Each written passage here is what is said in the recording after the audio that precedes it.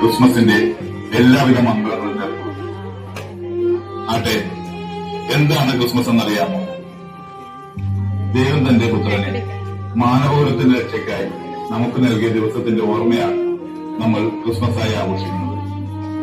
ഇതിനായി സർവശക്തനായ ദൈവം തന്റെ ദൂതനായ ഗബ്രിയേൽ മാലാഖയെ ഗലീലയിൽ നസ്രത്ത് എന്ന പട്ടണത്തിൽ ദാവീദിന്റെ വംശത്തിൽപ്പെട്ട ജോസഫ് എന്ന പേരായ പുരുഷനുമായി വിവാഹം നിശ്ചയിച്ചിരുന്ന കന്യകയുടെ അടുത്തേക്ക് അയച്ചു. അവളുടെ പേര് മറിയം എന്നായിരുന്നു. നിങ്ങളുടെ എല്ലാവരുടെയും ശ്രദ്ധ മറിയത്തിന്റെ ഭവനത്തിലേക്ക് ക്ഷണിച്ചുകൊള്ളുന്നു.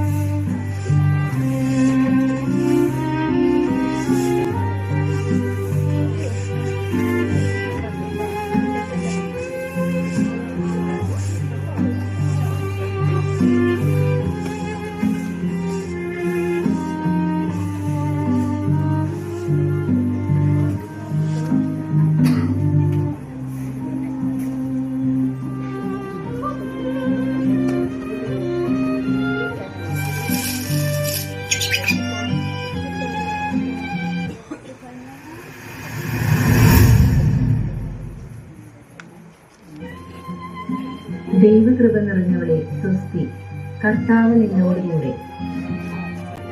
ഈ വചനം കേട്ട് അവൾ വളരെ അസ്വസ്ഥയാവുന്നു. എന്താണ് ഈ അഭിവാദ്യത്തിന്റെ അർത്ഥമെന്ന് അവൾ ചിന്തിച്ചു.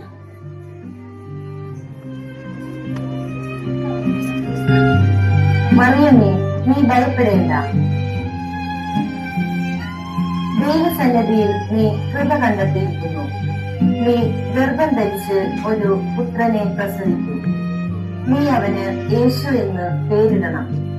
അവൻ വലിയവനായിരിക്കും, അത്യുന്നതന്റെ പുത്രൻ എന്ന് വിളിക്കപ്പെടും. അവന്റെ പിതാവായ ദാവീദിന്റെ സിംഹാസനം ദൈവമായ കർത്താവ് അവന് കൊടുക്കും. യാക്കോബിന്റെ ഭവനത്തിന്മേൽ അവൻ എന്നേക്കും ഭരണം നടത്തും. അവന്റെ രാജ്യത്തിന് അവസാനമുണ്ടാവുകയില്ല. ഇതെങ്ങനെ സംഭവിക്കും? ഞാൻ പുരുഷനെ അറിയുന്നില്ലല്ലോ. പരിശുദ്ധാത്മാവ് നിന്റെ മേൽ വരും. അത്യുന്നതന്റെ ശക്തി നിന്റെ മേൽ ആവസിക്കും. ആദരാൽ ജനിക്കാൻ പോകുന്ന ശിശു പരിശുദ്ധൻ, ദൈവപുത്രൻ എന്ന് വിളിക്കപ്പെടും. ഇതാ നിന്റെ ചാർച്ചക്കാരി വൃദ്ധയായ എലിസബത്തും ഒരു പുത്രനെ ഗർഭം ധരിച്ചിരിക്കുന്നു. വന്ധ്യ എന്ന് പറഞ്ഞിരുന്ന അവൾക്ക് ഇത് 6-ാം മാസമാണ്. ദൈവത്തിന് ഒന്നും അസാധ്യമല്ല. ഇതാ കർത്താവിന്റെ ദാസി, നിന്റെ വാക്ക് എന്നെ നിറവേറട്ടെ.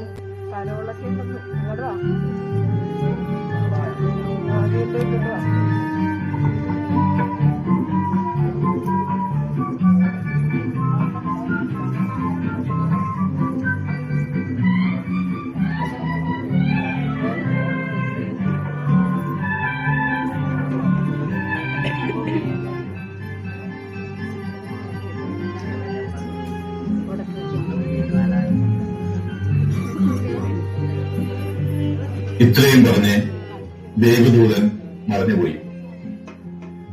കാര്യമൊക്കെ ശരി, പരിശുദ്ധാത്മാവിനാൽ ഗർഭം ധരിക്കും എന്നൊക്കെ പറഞ്ഞ് ദൂതൻ അങ്ങ് പോയി. നമ്മുടെ മറിയത്തിനൊരു സംശയം, ഇത് ശരിയായിരിക്കുമോ? അവൾ കുറച്ചു ദിവസം കഴിഞ്ഞ് യൂദയായിലെ മലമ്പ്രദേശത്തുള്ള ഒരു പട്ടണത്തിലേക്ക് തിടുക്കത്തിൽ യാത്ര പുറപ്പെട്ടു. എന്തായാലും ദൂതൻ പറഞ്ഞതല്ലേ, ചാർച്ചക്കാരിയായ എലിസബത്ത് ഗർഭിണിയാണോ എന്നൊന്ന് ഉറപ്പിച്ചിട്ട് വരാം.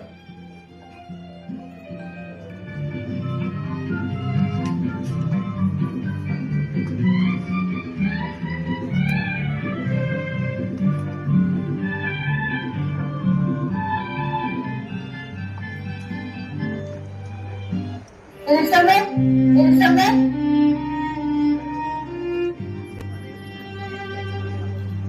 മറിയത്തിന്റെ വിളി കേട്ട് എലിസബത്തിന്റെ ഉദരത്തിൽ ശിശു കുതിച്ചു ചാടി. എലിസബത്ത് ആകട്ടെ പരിശുദ്ധാത്മാവൻ നിറഞ്ഞവളായി. നീ സ്ത്രീകളിൽ അനുഗ്രഹീതനാണ്, നിന്റെ ഉദരഫലവും അനുഗ്രഹീതം. എന്റെ കർത്താവിന്റെ അമ്മ എന്റെ അടുത്ത് വരുവാനുള്ള ഈ ഭാഗ്യം എനിക്ക് എവിടെ നിന്ന്? ഇതാ എന്റെ അഭിവാദന സ്വരം എന്റെ ചെവിയിൽ പച്ചപ്പോൾ ശിശു എന്റെ ഉദരത്തിൽ സന്തോഷത്താൽ കുതിച്ചു ചാടി. കർത്താവ് അരുളി ചെയ്ത കാര്യങ്ങൾ നിറവേറുമെന്ന് വിശ്വസിച്ചവൾ ഭാഗ്യവതി. ഇപ്പോൾ മറിയത്തിന് ഏതാണ്ടൊക്കെ മനസ്സിലായി. ദൂതൻ പറഞ്ഞതൊക്കെ സത്യമാണ്. അതിനുശേഷം ജോസഫുമായും മറിയത്തിന്റെ വിവാഹവും കഴിഞ്ഞു. ഇപ്പോൾ മറിയം പൂർണ്ണ ഗർഭിണിയാണ്. അക്കാലത്ത് ലോകമാസകലമുള്ള ജനങ്ങളുടെ പേര് എഴുതി ചേർക്കപ്പെടണമെന്ന് അഗസ്റ്റ്യസ് സീസറിൽ നിന്ന് കൽപ്പന പുറപ്പെട്ടു. കിരീനിയസ് സിറിയയിൽ ദേശാധിപതിയായിരിക്കുമ്പോൾ ആദ്യത്തെ ഈ പേരെഴുത്ത് നടന്നു. പേരെഴുതിക്കാനായി ഓരോരുത്തരും തന്താങ്ങളുടെ നഗരത്തിലേക്ക്. ജോസഫ് ദാവീദിന്റെ കുടുംബത്തിലും വംശത്തിലും പെട്ടവനായതിനാൽ പേരെഴുതിക്കാനായി ഗലീലിയയിലെ പട്ടണമായ നസ്രത്തിൽ നിന്ന് യൂദയായിൽ ദാവീദിന്റെ പട്ടണമായ ബെത്ലഹേമിലേക്ക് ഗർഭിണിയായ ഭാര്യ മറിയത്തോടുകൂടെ പട്ടണമായതുകൊണ്ടും പേരെഴുത്ത് നടക്കുന്നതുകൊണ്ടും അവർക്ക് സത്രത്തിലൊന്നും ഒരു ഇടവും ലഭിച്ചില്ല.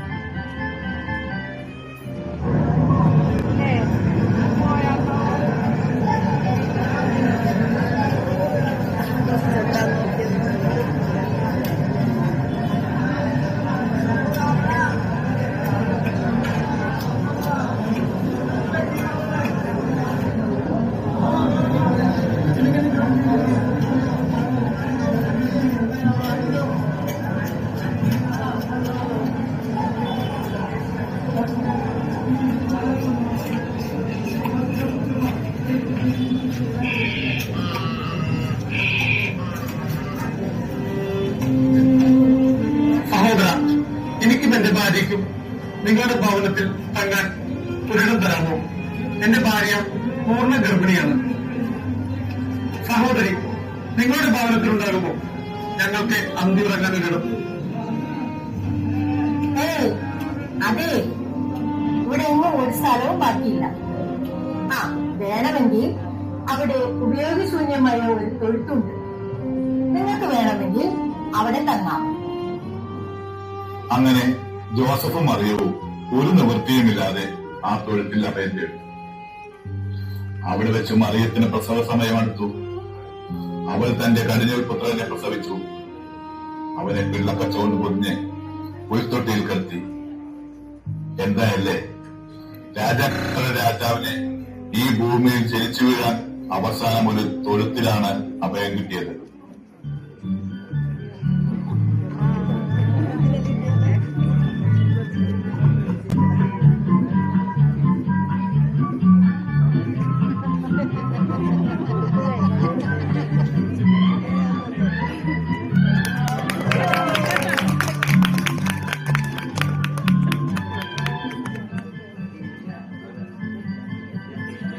പുൽക്കുടിയിൽ കൽക്കുട്ടിയിൽ മറിയത്തിൻ പൊന്മകനാ പണ്ടൊരു നാൾ ദൈവസുതൻ പിറന്നതിനോർമദിനം.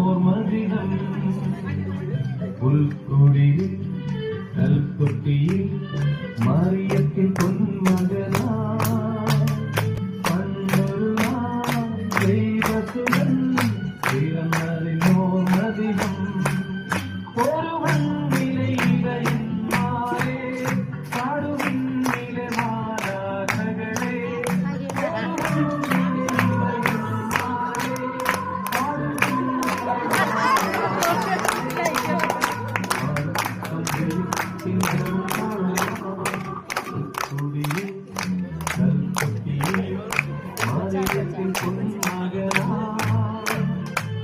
Ho ho, before you go, a quick Christmas thank you.